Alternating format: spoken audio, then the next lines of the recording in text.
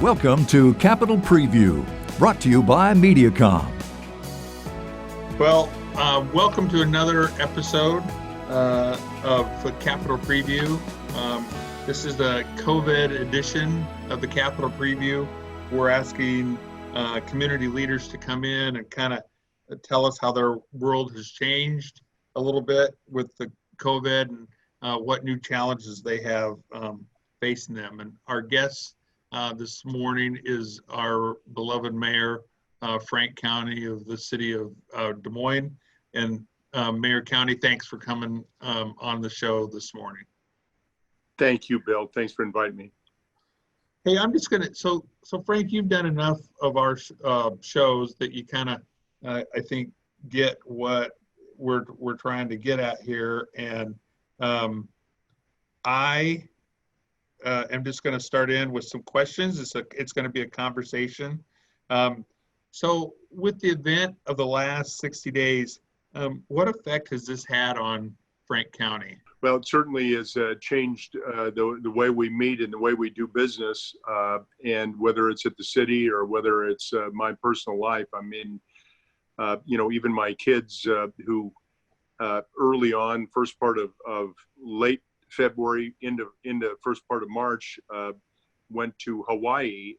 They have been staying at home ever since, because they took their 2 weeks once they got back, and they stayed home. But she's been working from home, and we drive by and we wave at each other and drop stuff off on each other's steps.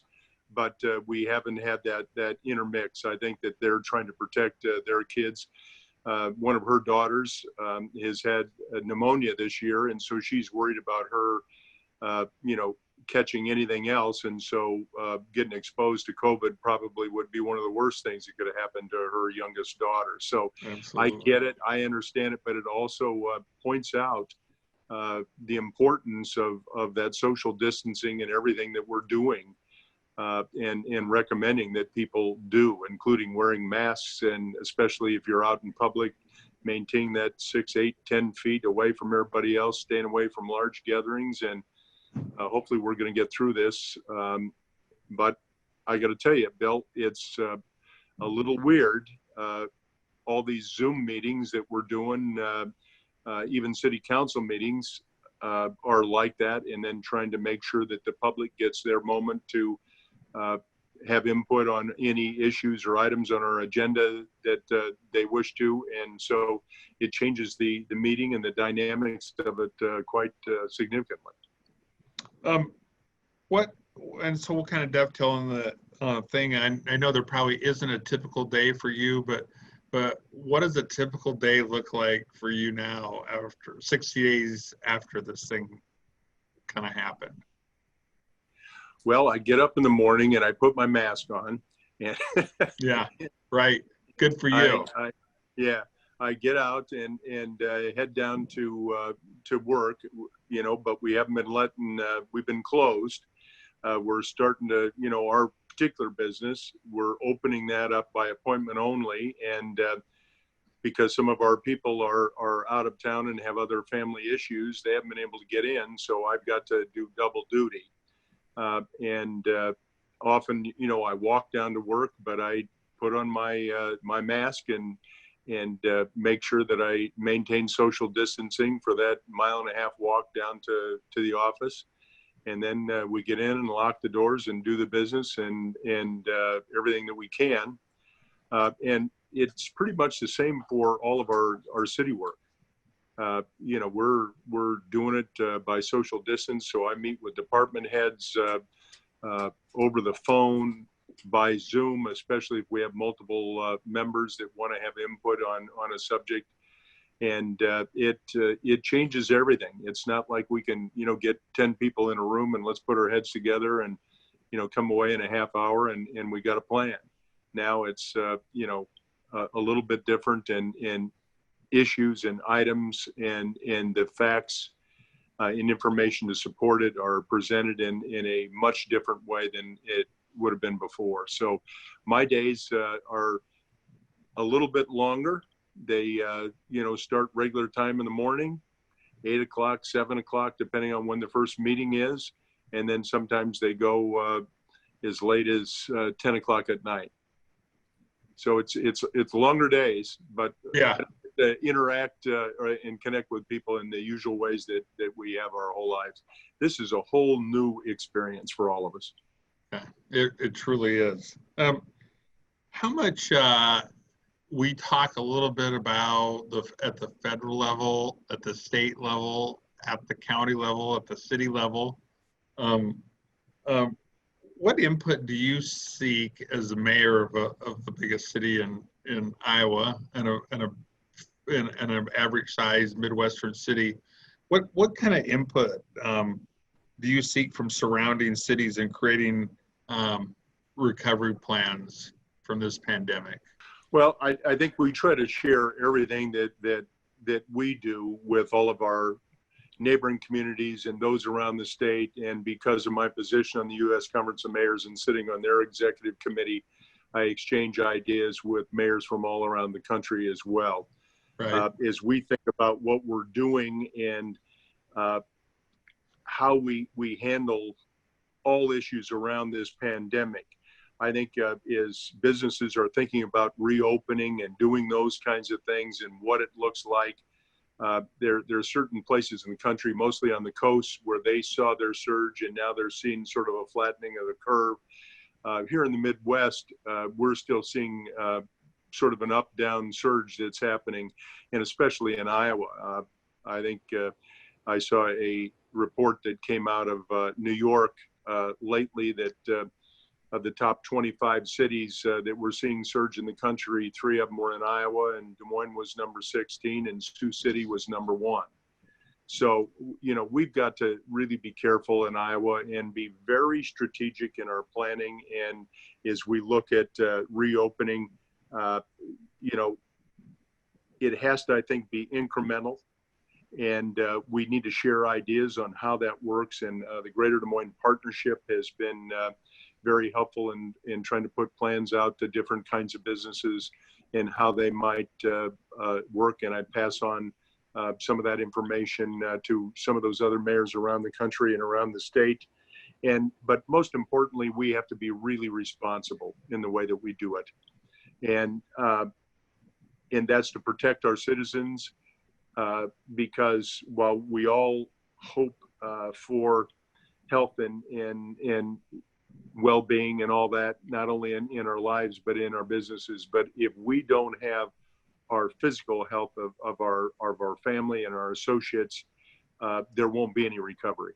So we have to, you know, maintain the health and well-being of our citizens. That's my number one priority. And making sure that as we have plans and work towards plans, again, strategic, incremental, and very responsible. You know, Mayor, the legislature is going to, on June 3rd, try and do exactly what I'm going to ask you, and that is, how do you figure out budget numbers to plan a recovery with unemployment, lost revenue, and an uncertain future? I mean, the legislature is going to be facing that in 10 days. How's Des Moines going to face those same challenges? Well, Bill, I think we ought to look at it, you know, from the feds to the state to the county to the city.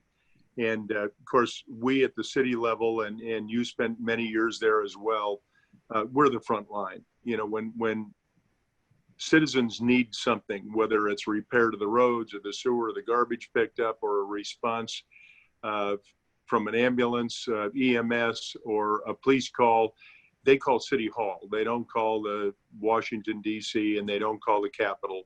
They expect us to respond. And so our frontline people, to your point, we have to look at our budget, but we can't cut. Those people can't work from home. There's no options. They have to be on the street. They have to be in the ambulances. They have to be able to make the calls. Our public works people have to pick up the garbage and repair the potholes and water, sewer line breaks, and everything else. Those people have to be there, and no matter what the budget does, we have to figure out how to keep those people out and serving our citizens.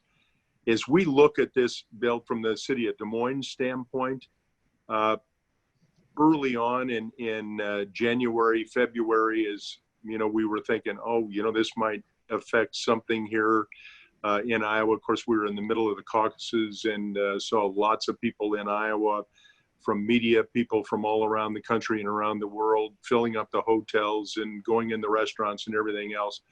But boy, I'm telling you, after the caucuses and as soon as, this pandemic became apparent that it was going to present itself in Iowa, things have changed dramatically. And so we've been looking at the impact on our budget and really diving deeply into all of our sources of revenue.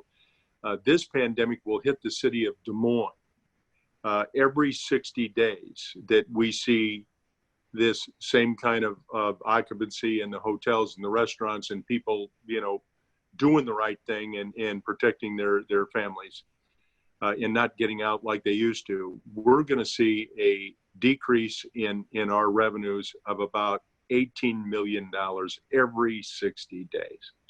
Ooh. So, and that's direct revenue. Now, the federal government has given money out. They started out directly funding cities over 500,000. Well, in Iowa, Des Moines and Waukee and Cedar Rapids and, everywhere else, we don't have any cities over 500,000. Right. And so we got no direct funding here.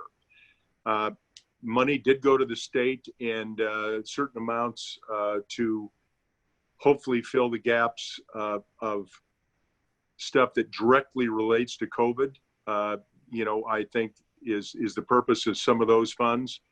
But we need some unrestricted funds from federal and state levels because all those things that I just mentioned, some of those are not responses to COVID, but are necessities to keep the cities and towns across this state and across this country running and operating. So we need to all of us work together at all levels of government, exchange our best thoughts, best ideas. But as they're looking at ways to keep things running, it's not just about the businesses, it's about being able to keep the necessities and infrastructure in place in all those cities and towns so that we can continue to deliver the services that our citizens depend on every day. Mayor, with warm weather coming on, I think we're starting to experience in this, and we're sitting here at Memorial Day, the official start or the unofficial start of summer. Does government weigh one's personal responsibility balance versus the need to go out into the community? So kind of a little bit of what you had said, just the people that need to stay home or should stay home or should stay, sheltered. How does that balance weigh with people that want to go out and walk and be around people and, go to a swimming pool and that kind of stuff? Well, we're continuing to gather, facts and evidence and listen to the medical science, but we have a collective responsibility to protect each other, not only our families, and as we think about, people talk about, masks, should I or shouldn't I wear them? It's interesting to look at the science behind it. If you or I were affected or infected and were asymptomatic and didn't do it, but we were talking and breathing and occasionally coughing on someone else, that mask would help block that infection going to someone else. And if they had a mask on too, they would be protecting their own breaths on both sides. So it reduces the risk dramatically, so I'm told, by the medical community to do that. But again, it's the social distancing. The question is, there's certainly, is there a less of a risk outside than there is inside? Science at the moment is telling us, yes, there is. Mm-hmm. Because of the air circulation outside, it's much different than in enclosed areas.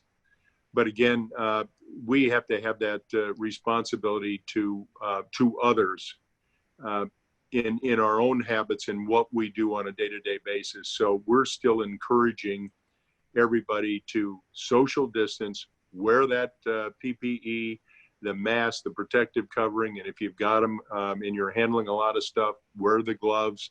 Do everything that you can to protect yourselves, your friends, your family, and take the responsibility and listen to the facts, listen to the evidence, listen to medical science, and together, hopefully we'll responsibly all do the right thing. You know, Mayor, I don't quite know, being a leader of a small community until recently myself, you're having a lot of information and a lot of different opinions thrown at you. This thing has changed so much in 60 days. What used to be one set of rules that, that you sanitized hard surfaces and you went through all that stuff, and now they're saying, well, that's really not necessary. Not as much of a risk, yeah. It's So just say that at the moment. right. So how do you weigh all that stuff? I mean, how do you know what information to follow with it coming so many different ways? Again, I think we have to look at the evidence and the facts and the medical science, and that is evolving, as you just point out, every single day. As they discover and they work with this particular pandemic and whatever it is that causes this, the germ, shall we say, and the evidence around it and how it spreads more dramatically or less, and what the circumstances are, and whether the contact with certain kinds of surfaces and that sort of thing. As you and I both heard early on, stainless steel seemed to be the worst thing to be around, but if you clean the heck out of it every single day, why, you could reduce that risk, and other types of hard surfaces. Yeah. I'm still cleaning all that stuff. And we're trying to do that diligently in our family and in our place of business and at City Hall. Yeah. And so we're watching that. But again, I think it's getting that spray, if you will, of out of voice contact and sneezing and coughing and those kinds of things that are much more dangerous than surface contact. So we're being told today. So I am continuing to really urge that social distancing again, and the facial. And I also, Bill, I want to say something else.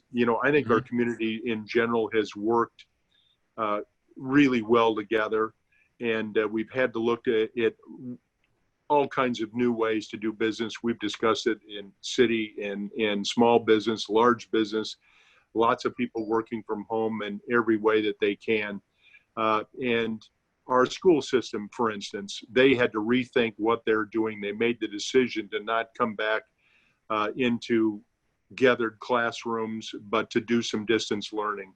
And as we talk about businesses that have really stepped up and done some things, MediaCom really stepped up and helped the Des Moines Public School District, commit to compete, as they said, to give all of our students the opportunity to have internet service and be able to do classings and from home, and be able to continue learning and not become infected and get in a school atmosphere that could be gathering in a vector in the spread.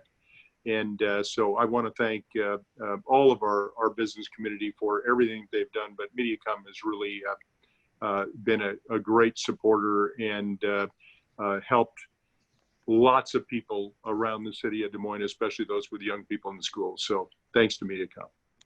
I will pass that on to them. I appreciate the kind words, Frank. Can businesses make a go of operating, and I specifically reference restaurants operating at half capacity? Obviously, their ability to deliver to larger crowds internally in their place of business is changed dramatically. I've talked to a lot of those business owners, and even with this limited opening, they have sort of switched, at least at the moment, and they're going to continue for the safety of their customers and their employees to do carryout. And lots of them have been really pretty successful at it. On the one side, their operational expenses of cleaning and all the tables and changing the silverware and everything else that they do, that expense is reduced. But obviously they're not getting quite the counts, head counts and plate counts that they would have otherwise gotten if it had been inside. But I've got to tell you, it's been very interesting to watch so many of these people that are in the restaurant business and act so responsibly and really thinking about how they deliver food, how they service their customers, but do it in a safe way for the customer and for their employees. And a lot of them are still doing it. Are they making the same gross volume that they did before? I would guess not. And I don't know if it's 20% of what it was before or 50%, 30%. I don't know, but I think time will tell, and they'll be able to report back to us. I think the one thing, and I'm sure you agree with this, is that will come out of this is, for the short term, it's going to be painful, but we're an innovative society. America is, and I think we're going to see a lot of positive things come out of this because we've had to reinvent ourselves. So I'm hoping that's the light at the end of the tunnel through all this. Well, I think that this whole thing is going to test and think about how how resilient all of our businesses are and what we need to do to have a resilient cities, business, households, what it is that we need to do to plan a little further ahead rather than sometimes some people just work on a day-to-day basis. I think this is causing all of us to think a little further ahead and quite frankly, way further ahead as we try to figure out how to work through this. And we've kind of touched on some of this, and I don't want to repeat myself, but just to clarify, it says, what's the public to make of the conflicts between the governor's orders, counties, cities, and churches moving a lot of them in different directions? I know that's a tough one to put you under, but I still continue to depend upon the facts, the evidence, the medical science, and watch what their recommendations are. And I think that some of the information, even coming out of the governor's office, she continues to recommend the social distancing and the masking and stay at home and only go out for your most urgent needs. And so I certainly support that. I am a little fearful of without a flattening of for at least 2 weeks, which is what CDC originally came out with, and even local Iowa medical science. They want to see this thing flatten and actually the spread go down dramatically. And we just haven't seen that yet in central Iowa and in Des Moines. So I'm going to continue to watch that factual data every single day and use that as evidence for what we're going to do, and continue to follow that direction that we've had for so long from the medical arena, nationally, internationally, and locally, that let's continue to protect ourselves, our families. Again, that social distancing, everything that we need to do, stay out of those large crowds. This isn't a time to, get back together and celebrate that we beat this thing. It's still alive and well and spreading in the community and sort of up and down from 130 in the last couple of days to 90 something, and I don't know what the Polk County numbers are for today, but we're going to continue to watch those very closely. And for the city, we're not going to allow gatherings in public spaces, whether it's the farmers market or it's the Des Moines Art Festival or some other things in our spaces till at least July 1. And we're going to let everybody have notice as we look at how we open some of these things back up, but we've got to see the flattening of that curve and a reduction in the spread of this disease before we're going to feel comfortable about all of our citizens back to fully gathering. But we're going to continue to push all that suggested ideas from the medical community out to our citizens, and hope that they acknowledge it and use that as evidence for their families. Let's all stay safe and stay healthy.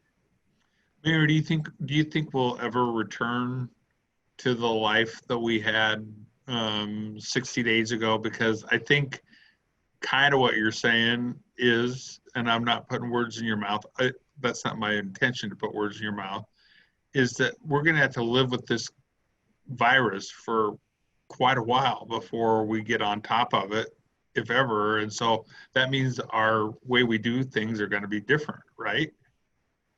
Well, absolutely. And I think we even see it in the business community. I think that they're seeing that some of their people, large businesses, small businesses, that some of them can work as effectively from home as they can, getting in their car and driving, let's say 20, 30 miles to downtown Des Moines to go to an office. And that may change, what their work habits look like. And, we've heard some discussions of large businesses around the country, how they're discovering that there may be some advantages to some of this distance commuting via telephone and Zoom and other things, especially with the technology that's out there through the internet and their connectivity that they can have with the main office, even from home. So I do believe that, to your point, that things are going to change on how we do business, how we, even from the city standpoint, are we going to deal with licensing, and whether it be dog licenses or parking tickets or whatever, are we going to do that kind of business more at a distance than we did before? Because we certainly understand a little bit better today, 60 days into this, that there's some other options to serve our customers and maybe a little more quickly and expeditiously to meet their needs. And so I think it's going to cause us to look at every aspect of how we do business and interact with one another. So Mayor, what is, to dovetail off of that, so what does Des Moines look like? And I know you don't have a crystal ball, but what does Des Moines look like in a year from now and in 2 years from now? Well, to your point, I don't have a crystal ball. I do think that one thing that's a real positive is that we understand, as you pointed out earlier, at the government level, and my observation from the feds to the state to the county to the cities, that we all need to work together. And I think we're seeing the advantages of doing that and sharing our experiences from risks to solutions, and all working together. And I think everybody needs to understand that, health and well-being of individuals and businesses is way beyond politics. We need to all come together in a nonpartisan way and show how we do work together. And I think all through the years, this is obviously a different experience for those of us alive in 2020, but Americans have always united together against a common enemy and found ways to find solutions. And we're going to do it, and we are doing it this time. And nobody is asked, as we've worked together on these problems, these solutions, this risk, what party they are. And I think that's the mentality we have to Absolutely maintain. And you and I know that from the local level. Right. We don't ask anybody when they call us for service what party they're in. We just take care of them. That's right. That's what I love about being mayor. Mayor, is that you're about the community and not about the partisanship, and That's that right. really is, I think, is truly what America is all about. So, I mean, We have to look at what brings us together, not what divides us, and right. and looking for a strong, healthy future, I think, is in all of our best interests. Yep. One more quick question, and we're running out of time here. But what's made the biggest impression on you, both positive and negative, on the Republican or on the, I'm sorry, on the public response for the pandemic? You know, it's so mixed. I think that I go into some places of business where all the medical recommendations are being taken. And, whether it's in a grocery store where they've got one-way aisles and everybody has a mask on and they only let so many in at a time, to the other side of it, you go into a few places that nobody seems to give a hoot about social distancing or like they've been listening, or it's a problem. I think that